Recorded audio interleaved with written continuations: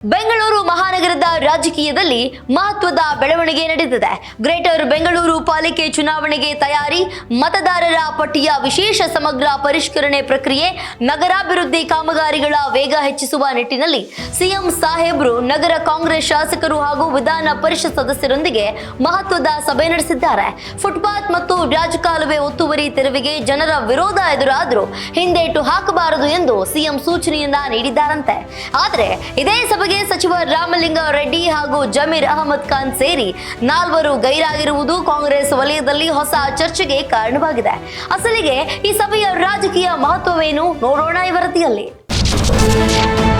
ಬೆಂಗಳೂರು ಅಭಿವೃದ್ಧಿಗೆ ಮಾಸಿಕ ಮಾನಿಟರಿಂಗ್. ಕ್ಷೇತ್ರ ಅಭಿವೃದ್ಧಿಯೇ ಗೆಲುವಿನ ಮಂತ್ರ, ಶಾಸಕರಿಗೆ ಸಿಎಂ ಟಾಸ್ಕ್.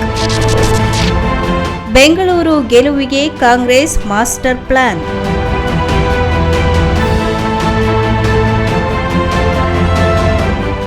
ಗ್ರೇಟರ್ ಬೆಂಗಳೂರು ಪಾಲಿಕೆ ಚುನಾವಣೆ ಯಾವಾಗ ಘೋಷಣೆಯಾಗುತ್ತೆ ಎಂಬುದು ಇನ್ನೂ ಸಹ ಸ್ಪಷ್ಟವಾಗಿಲ್ಲ. ಆದರೆ ಸುಪ್ರೀಂ ಕೋರ್ಟ್ನಲ್ಲಿ ಪ್ರಕರಣ ವಿಚಾರಣೆಯಲ್ಲಿರುವ ಕಾರಣ ಯಾವ ಕ್ಷಣದಲ್ಲಾದರೂ ಸಹ ಚುನಾವಣೆ ಘೋಷಣೆಯಾಗುವಂತಹ ಸಾಧ್ಯತೆ ಇದೆ. ಇದೇ ಹಿನ್ನೆಲೆಯಲ್ಲಿ ಯಾವುದೇ ವಿಳಂಬ ಮಾಡದೆ ಪಕ್ಷವನ್ನು ಚುನಾವಣೆಗೆ ಸಜ್ಜುಗೊಳಿಸಲು ಮುಖ್ಯಮಂತ್ರಿ ಡಿಕೆ ಶಿವಕುಮಾರ್ ಅವರು ಮುಂದಾಗಿದ್ದಾರೆ. ಸಭೆಯಲ್ಲಿ 2 ಪ್ರಮುಖ ವಿಚಾರಗಳು ಚರ್ಚೆಗೆ ಬಂದವು.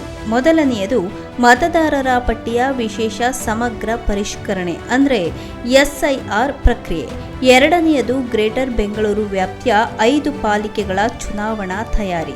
ಪ್ರತಿಯೊಬ್ಬ ಶಾಸಕರು ಸಹ ತಮ್ಮ ಕ್ಷೇತ್ರದಲ್ಲಿ ಮತದಾರರ ಪಟ್ಟಿಯ ಪರಿಷ್ಕರಣೆ ಮೇಲೆ ನಿಗಾ ವಹಿಸಬೇಕು. ಅರ್ಹ ಮತದಾರರ ಹೆಸರು ಕೈತಪ್ಪದಂತೆ ನೋಡಿಕೊಳ್ಳಬೇಕು ಎಂದು ಸಿಎಂ ಖಡಕ್ ಸೂಚನೆಯನ್ನ ನೀಡಿದ್ದಾರಂತೆ. ಇತ್ತೀಚಿನ ದಿನಗಳಲ್ಲಿ ಫುಟ್ಪಾತ್ ಹಾಗೂ ರಾಜಕಾಲುವೆ ಒತ್ತುವರಿ ತೆರವು ಕಾರ್ಯಾಚರಣೆಗೆ ಹಲವು ಕಡೆ ಸ್ಥಳೀಯ ವಿರೋಧ ವ್ಯಕ್ತವಾಗುತ್ತಿದೆ.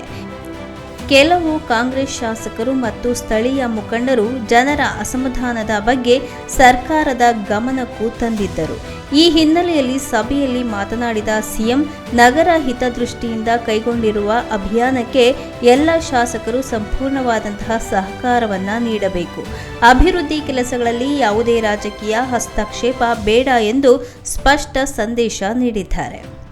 ಬೆಂಗಳೂರು ನಗರಾಭಿವೃದ್ಧಿ ಸಚಿವ ಕೃಷ್ಣ ಬೈರೇಗೌಡ ಅವರು ನಗರದ ಪ್ರಮುಖ ರಸ್ತೆಗಳ ಫುಟ್ಪಾತ್ ತೆರವು ಕಾರ್ಯಾಚರಣೆಯ ಪ್ರಗತಿ, ರಸ್ತೆ ಅಭಿವೃದ್ಧಿ ಯೋಜನೆಗಳು ಹಾಗೂ ರಸ್ತೆ ಗುಂಡಿ ಮುಚ್ಚುವ ಕಾಮಗಾರಿಗಳ ಕುರಿತು ಮಾಹಿತಿ ನೀಡಿದರು.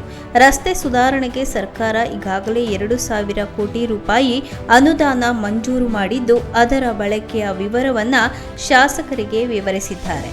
ಬೀದಿ ಬದಿ ವ್ಯಾಪಾರಿಗಳಿಗೆ ಪರ್ಯಾಯ ವ್ಯವಸ್ಥೆ ಕಲ್ಪಿಸಲಾಗುತ್ತಿದೆ ಎಂಬ ಭರವಸೆಯನ್ನ ಕೂಡ ನೀಡಿದ್ದಾರೆ. ಸಭೆಯಲ್ಲಿ ಕಾಣದ 4 ಬೆಂಗಳೂರು ಶಾಸಕರ ಮುಖಗಳು. ಸಿಎಂ ಮೇಲೆ ಜಮೀರ್ ರೆಡ್ಡಿ ಮುನಿಸು, ಸಭೆಗೆ ಗೈರು. ಪ್ರತಿ ವಿಧಾನಸಭಾ ಕ್ಷೇತ್ರಕ್ಕೂ ಬಿಡುಗಡೆಯಾಗಿರುವ ಅಭಿವೃದ್ಧಿ ಅನುದಾನವನ್ನು ಸಮರ್ಪಕವಾಗಿ ಬಳಸಬೇಕು. ಯಾವ ಕಾಮಗಾರಿಗೆ ಎಷ್ಟು ಹಣ ಬಳಸಲಾಗುತ್ತದೆ ಎಂಬ ಕ್ರಿಯಾ ಯೋಜನೆಯನ್ನು ಸರ್ಕಾರಕ್ಕೆ ಸಲ್ಲಿಸುವಂತೆ ಶಾಸಕರಿಗೆ ಸೂಚಿಸಲಾಯಿತು. ಕ್ಷೇತ್ರದಲ್ಲಿ ಸರ್ಕಾರದ ಅಭಿವೃದ್ಧಿ ಕೆಲಸಗಳು ಜನರಿಗೆ ಗೋಚರಿಸುವಂತೆ ಕಾರ್ಯನಿರ್ವಹಿಸುವಂತೆ ಸಲಹೆ ನೀಡಲಾಗಿದೆ.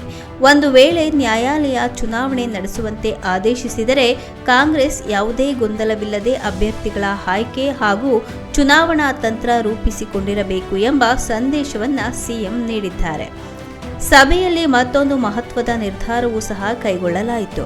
ಇನ್ನು ಮುಂದೆ ಪ್ರತಿ ತಿಂಗಳು ಬೆಂಗಳೂರಿನ ಶಾಸಕರು, ವಿಧಾನ ಪರಿಷತ್ ಸದಸ್ಯರು ಹಾಗೂ ಸಂಸದರೊಂದಿಗೆ ಮುಖ್ಯಮಂತ್ರಿ ಅಥವಾ ಬೆಂಗಳೂರು ನಗರಾಭಿವೃದ್ಧಿ ಸಚಿವರ ನೇತೃತ್ವದಲ್ಲಿ ಸಭೆ ನಡೆಸೋದಕ್ಕೆ ತೀರ್ಮಾನಿಸಲಾಯಿತು.